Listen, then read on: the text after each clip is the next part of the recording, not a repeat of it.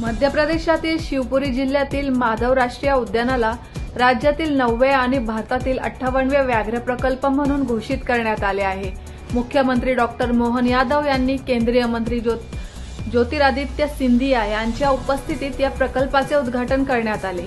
त्यावेळी पन्ना व्याघ्र प्रकल्पातून आणखी एका वाघिणीला येथे सोडण्यात आले, ज्यामुळे उद्यानातील वाघांची संख्या 6 झाली आहे।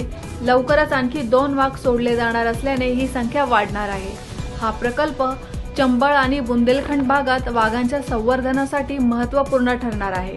तसेच पर्यटनाला चालना मिळेल आणि स्थानिकांना रोजगाराच्या संधी उपलब्ध होतील। मुख्यमंत्री मोहन यादव यांनी वन्यजीव संरक्षणासाठी सरकारच्या कटिबद्धतेचा पुनरुच्चार केला, तर केंद्रीय मंत्री सिंधिया यांनी आपल्या कुटुंबाच्या ऐतिहासिक वारशाचा उल्लेख करत हा प्रकल्प प्रदेशासाठी महत्त्वाचा असल्याचे सांगितले। माधव राष्ट्रीय उद्यानामुळे पर्यावरणीय संतुलन राखण्यास मदत होणार आहे।